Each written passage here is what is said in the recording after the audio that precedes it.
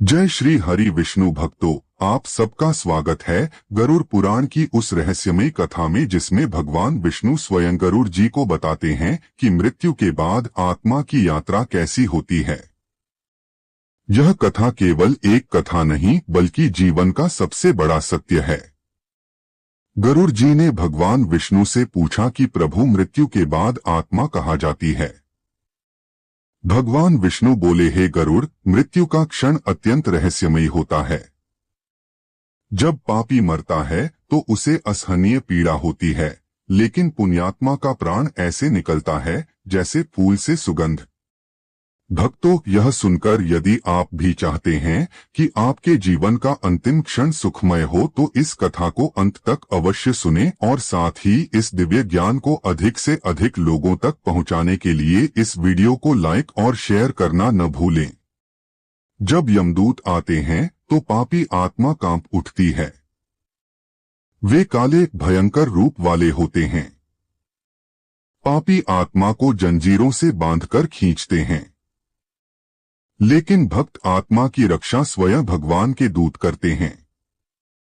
भक्तों, यदि आप मानते हैं कि भगवान का नाम ही सबसे बड़ा सहारा है तो अभी कमेंट में लिखिए, जय श्री हरि विष्णु। मृत्यु के बाद आत्मा को यमलोक तक पहुंचने में 14 दिन लगते हैं। पहले दिन आत्मा घर के आसपास रहती है, दूसरे दिन अपने शरीर को जलते हुए देखती है। भक्तों, सोचिए कितना गहरा सत्य है यह। इसलिए गरुड़ पुराण कहता है कि श्राद्ध और पिंडदान करना हर परिवार का कर्तव्य है। जो इस सत्य को मानते हैं वे अभी हमारे चैनल को सब्सक्राइब करें ताकि और भी पवित्र कथाएं आपको समय समय पर मिलती रहें। यमलोक में धर्मराज चित्रगुप्त आत्मा के सारे कर्म खोलकर रखते हैं। पापी नरक में यातना पाता है, पुण्यात्मा स्वर्ग का सुख भोगता है। गरुड़ पुराण कहता है कि स्वर्ग भी स्थायी नहीं है, केवल भगवान का धाम ही शाश्वत है। भक्तों, यदि आप भी मोक्ष की कामना रखते हैं तो इस ज्ञान को फैलाइए, लाइक और कमेंट करके दूसरों को भी इससे जोड़िए।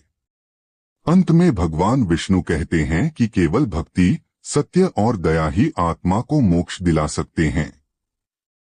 हे गरुड़, जो मनुष्य भगवान का नाम जपता है वह मृत्यु के बाद सीधे मेरे धाम को प्राप्त करता है।